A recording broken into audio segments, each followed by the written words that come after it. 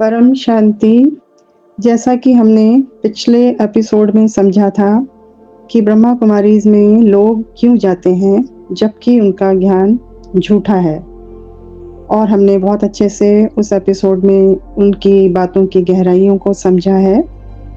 अब हम आज के इस एपिसोड में बापूजी, जो हमारे बेहद के बाप हैं, यानी श्री दशरथ भाई पटेल जी का बेहद का ज्ञान, और जो ब्रह्मा कुमारी इसका जो बीके का ज्ञान है, उसमें हम एक तुलनात्मक रचना कर रहे हैं, हम तुलनात्मक स्पष्टता दे रहे हैं आज के एपिसोड में। वैसे तो बापूजी के ज्ञान से किसी की तुलना की ही नहीं जा सकती, लेकिन फिर भी हम कुछ पॉइंट्स के द्वारा इनको समझने की कोशिश करते हैं। तो पॉइंट नंबर 1 में इसको सबसे पहले समझेंगे कि उन्होंने समय और सृष्टि चक्र को कैसे जाना है, और फिर बापूजी का समय और सृष्टि चक्र किस प्रकार है। जैसा कि वाणियों में भी उनके बोला गया है कि बेहद का बाप बेहद के बच्चों से बेहद की बात करता है, जबकि वाणियों में इनके जो बीके हैं, बीके वाले, उनका ज्ञान 5000 साल का विश्व नाटक है, और वो ये मानते हैं कि हर बार बिल्कुल वैसा ही रिपीट होता है। बल्कि यहाँ तक भी कहते हैं कि एक मक्खी भी आपके नाक के ऊपर से जैसे निकलती है, एज इट इज़ वैसा ही 5000 साल में सेम रिपीट होता है। वो मक्खी वैसे ही आपके नाक के ऊपर से निकलती है, इतना रिपीट। जबकि बापूजी का ज्ञान हमें बताता है, बेहद के बाप का ज्ञान, कि समय और ब्रह्मांड अनंत है, करोड़ों असंख्य कल्प हैं, महायुग, अनंत ब्रह्मांड हैं, अनंत मल्टीवर्स हैं। केवल 5000 साल का चक्र बताना बहुत सीमित है। तो हम समझते हैं कि उनका समय और उनका सृष्टि चक्र कितना सीमित है। पॉइंट नंबर 2 में हम जानते हैं कि ब्रह्मांड और लोक, जिसके बारे में बापूजी ने अनंत ब्रह्मांडों की, अनंत लोकों की, स्वर्ग की, पाताल, देवलोक, पितृलोक, परलोक, ब्रह्मांड से भी परे अनंत महाब्रह्मांड और परम धाम तक का गहरा ज्ञान दिया है। जबकि ब्रह्मा कुमारीज में केवल पृथ्वी पर ही पूरा खेल रचा गया है, दूसरा कोई लोक या ग्रह या किसी भी लोक का वर्णन नहीं है। बीके वालों का कहना है कि हम जल्दी ही, बहुत जल्दी, पूरे जो 9 लाख हैं, हम बचेंगे, पूरी दुनिया का विनाश हो जाएगा और हम बचेंगे शरीर सहित। उनका ये मानना है कि वो शरीर सहित बचेंगे, और उसके बाद वो चले जाएंगे सूक्ष्म वतन, जहाँ पर उनके ब्रह्मा बाबा बैठे हुए हैं। वो ही उनका परमधाम है। वो परमधाम में चले जाएंगे, और परमधाम से वो तुरंत ही कृष्णा के साथ में सतयुग में, यहाँ इस पृथ्वी पर सतयुग आ जाएगा, और इस सतयुग में वो अपना खेल खेलना शुरू कर देंगे। यानी सतयुग में जन्म लेना और मरना, फिर उनका वही खेल शुरू हो जाएगा। तो सोचिए, परमधाम अगर उनका घर है तो परमधाम में वो एक पल के लिए जाएंगे, वापस फिर पृथ्वी पर ही उनका खेल शुरू हो जाएगा। सतयुग, त्रेता, द्वापर, कलयुग, फिर वही 4 युगों का खेल शुरू हो जाएगा। तो कितनी मिसकंसेप्ट है इन लोगों के बीच में। जबकि बापूजी का ज्ञान हमें कहाँ से कहाँ ले जाता है। अब नंबर 3 पॉइंट में हम समझते हैं कि वो लोग ईश्वर के स्वरूप को क्या मानते हैं। बीके कहते हैं कि निराकार शिव ही ईश्वर है, और ब्रह्मा कुमारी संस्था में शिव बाबा के रूप में वो प्रवेश करते हैं। यानी शिव बाबा जो हैं वो पहले दादा लेखराज में प्रवेश करते थे, उनका ऐसा मानना है। और दादा लेखराज के शरीर छोड़ने के बाद में जो शिव बाबा हैं वो गुलजार दादी में प्रवेश करते थे। अब गुलजार दादी ने भी अपना शरीर छोड़ दिया है, तो अब वहाँ पर मुरलियाँ रिपीट टाइमली चलती हैं। उनकी डेट को चेंज कर दिया जाता है, ईयर को चेंज कर दिया जाता है, बाकी मुरलियाँ रिपीट मोड पर चलती हैं। तो ये है उनका ईश्वर का स्वरूप।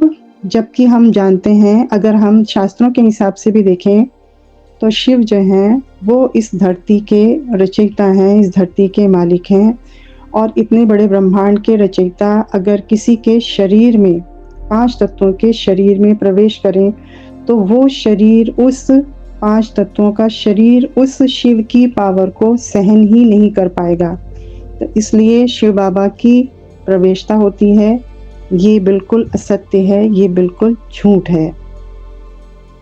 दूसरी तरफ बापूजी कहते हैं कि शिव, विष्णु, ब्रह्मा, देव देवियां सभी सीमित ब्रह्मांडीय स्वरूप हैं।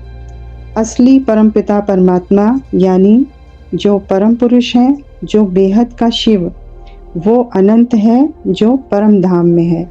जैसा कि बापूजी के ज्ञान में समझाया गया है कि शिव जो हैं वो एक नहीं है, अनंता अनंत शिव हैं और उन अनंता अनंत शिव के क्रिएटर महाशिव हैं और महाशिव भी अनंता अनंत हैं और उन अनंता अनंत महाशिव के भी क्रिएटर परम महाशिव हैं। इसी तरीके से अगर हम 100 टाइम्स 500 टाइम्स जैसे समुद्र के किनारे जितनी रेत पड़ी है, इतने कण जितने कण हैं, इतने टाइम्स अगर हम परम परम लगाते चले जाएं, तब जाकर हमारा असली परम पिता परमात्मा यानी परम पुरुष यानी बेहद के परम परम परम महा महा महाशिव का परम धाम आता है। ऐसा अनंत ज्ञान है बापू जी का, जिसको कि कहीं लिखा नहीं जा सकता, जिसको कि साइंस भी आज अपनी खोज के द्वारा थोड़ा थोड़ा कहीं कहीं पहुंचा है। तो जैसे एंड्रोमेडा गैलेक्सी उनको मिली है, या जैसे कुछ यूनिवर्सेस की नॉलेज उनको मिली है, या थोड़ा बहुत उनको मल्टीवर्स के बारे में पता चला है, तो आज साइंस भी उनके ऊपर स्टैंप लगा रही है। जिस ज्ञान को बापूजी ने 1997 से बापूजी ने हम बच्चों को बोर्ड पर पढ़ाया और हमें पहले ही सब कुछ समझा दिया कि किस तरीके से पूरी सृष्टि की रचना हुई है, किस तरीके से जो अनंत का परम धाम है वो कहाँ है। आगे हम समझते हैं पॉइंट नंबर 4 में कि ये लोग आत्मा का स्वरूप कैसे मानते हैं और बापूजी यानी बेहद के बाप वो आत्मा का स्वरूप कैसे मानते हैं। बीके वाले कहते हैं कि सब आत्माएं एक जैसी होती हैं, सबके 84 जन्म होते हैं।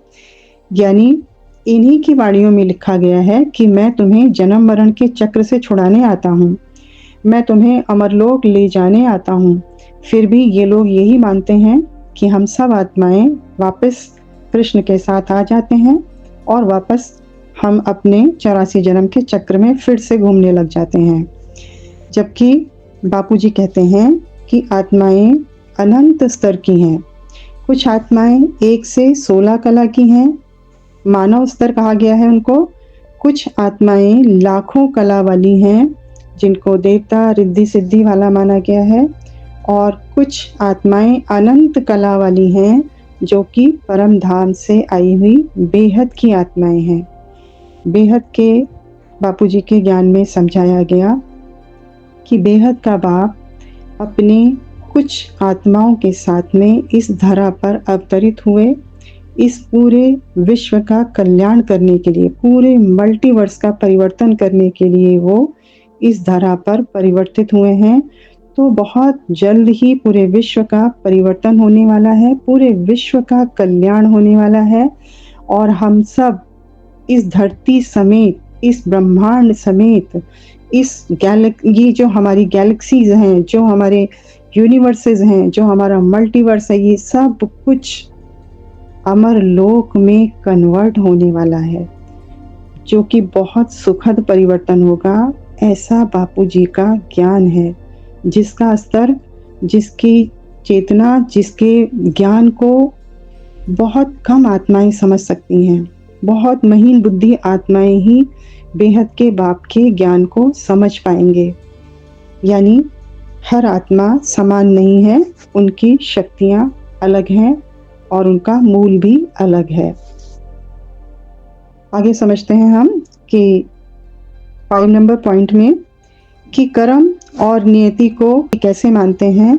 बीके वाले कहते हैं कि सब कुछ पहले से तय है, जैसे कि अभी हमने बताया कि ये लोग 5000 साल के ड्रामा को फिक्स मानते हैं और ये कहते हैं कि एक मक्खी भी आपकी नाक के पास से निकली है तो as it is drama as it is repeat होगा। तो इनका ये मानना है कि कर्म के द्वारा कोई भी बदलाव संभव नहीं है क्योंकि ड्रामा बिल्कुल फिक्स है।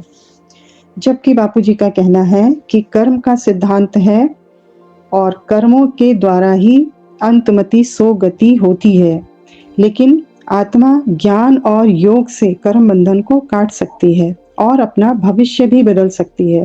बापूजी के ज्ञान के अनुसार हम आत्माएं जानते हैं कि हम सब आत्माओं की फ्री विल है, कि बेशक हम इस 5 तत्वों की दुनिया में आकर फंस गए हैं, लेकिन अपनी फ्री विल से, अपनी सोच से, अपनी मन बुद्धि से बाप के साथ कनेक्शन, अपने क्रिएटर के साथ कनेक्ट होकर के उनकी पावर लेके और हम इस कर्म बंधन को काट सकते हैं और अपना भविष्य भी बदल सकते हैं, क्योंकि हमारे पास फ्री विल का अधिकार है।